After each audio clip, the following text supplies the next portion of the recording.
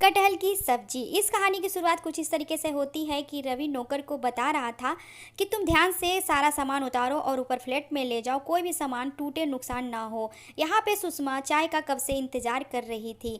रवि के सामने एक अंकल दिखते हैं तो रवि उन्हें नमस्ते करता है। तो अंकल जी बताते हैं कि मैं पास वाले फ्लैट में रहता हूँ और बगल में दूध का शॉप है। अगर तुम्हें कुछ भी दूध का, पनीर, मक्खन या कुछ और भी लेना होगा दूध का, तो तुम वहाँ जाकर ईज़िली ले सकते हो, तुम्हें ज़्यादा परेशानी की ज़रूरत नहीं होगी। तो रवि बोलता है थैंक यू अंकल जी। उधर सुषमा बोलती है अपनी बहू ज्योति से कि बेटा, लगता है सामने वाले फ्लैट में कोई रहने को आया है, लेकिन उसकी कोई फैमिली दिख नहीं रही है, लगता है वो अकेले। ज्योति बोलती है कि मम्मी जी, रात के खाने में क्या बनाऊँ? नीचे कटहल बेचने को आया है, मैं जाकर के लेकर आती हूँ। तो सुषमा बोलती है कि हाँ बेटा, जा कटहल ले आ। ज्योति नीचे जाती है और कटहल वाले से पूछती है कि भैया कटहल कितने का दिया? तो कटहल वाला बोलता है कि बहन जी 50 रुपये का 1 किलो। तो ज्योति बोलती है कि भैया 1 किलो कटहल इधर भी तौल देना, और बाकी की सब्जियां कैसी है बताओ ज़रा। छत से सुषमा देख रही थी उसकी बहू हंसना।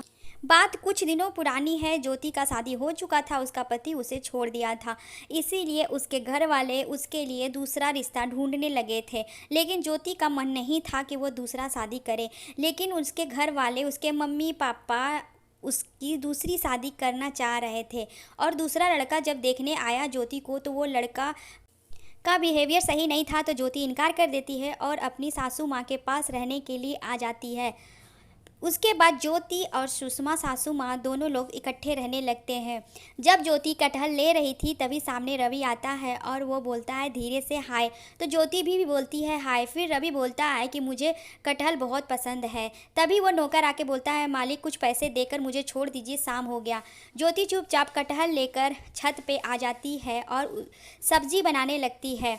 सामने की खिड़की से रवि का किचन दिख रहा था। रवि आटा का ड्रम ऊपर रख रहा था और उसके हाथ से फिसल जाता है, सारा आटा रवि के ऊपर गिर जाता है। ये सारी चीज़ें ज्योति जब देखती है तो उसे बहुत ज़ोर ज़ोर से हंसी आने लगती है और वह हंसने लगती है।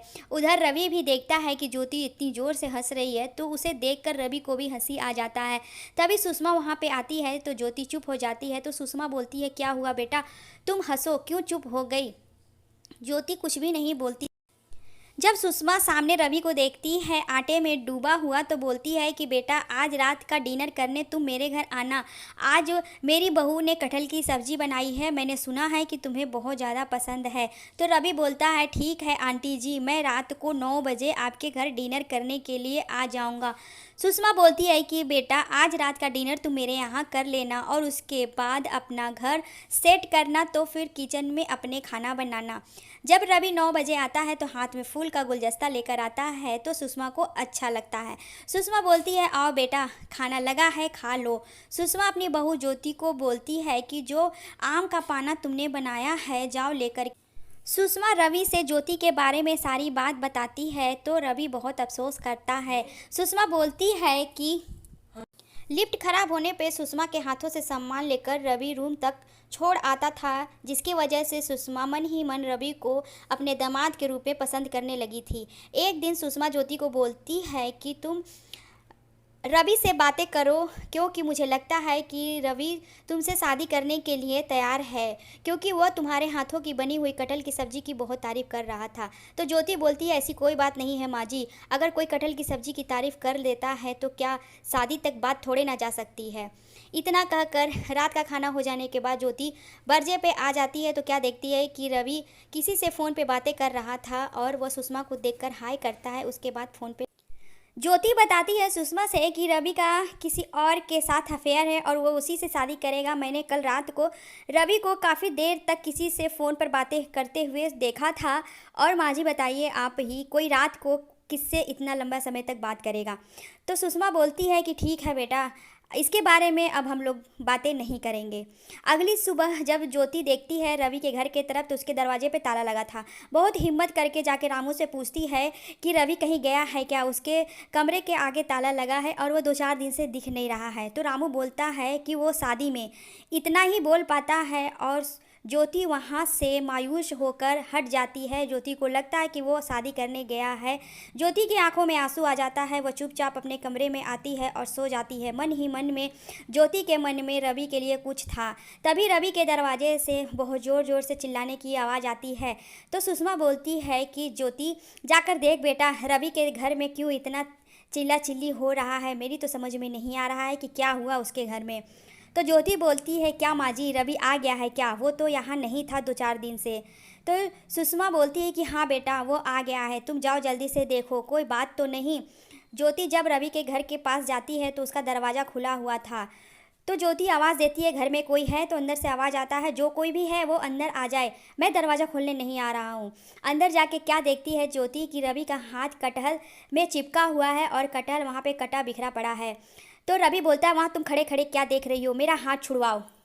ज्योति बोलती है कि सरसों का तेल कहाँ है, तुम अपने हाथ पे डालो तो कटहल अपने आप छोड़ देगा। लेकिन कटहल का चिपचिपापन रवि के हाथ से नहीं निकलता है। तो ज्योति बोलती है, तुम कहाँ गए थे और ये कटहल क्यों काट रहे हो?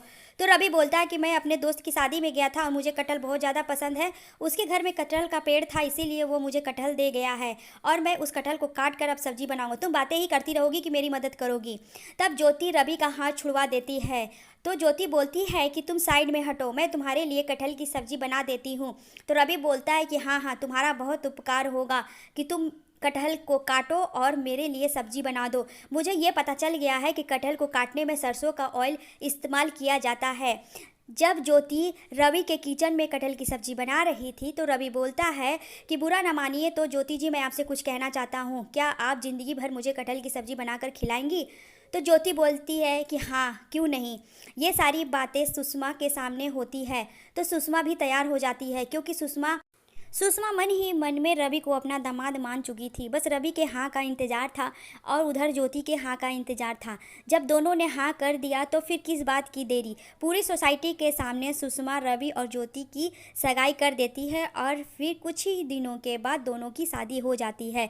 कुछ दिनों के बाद ज्योति किचन में कटहल की सब्जी बना रही थी, वो भी रवि के किचन में, लेकिन रवि की पत्नी बनकर। आई होप आज की कहानी आप लोगों को पसंद आई होगी। Thanks for watching my story.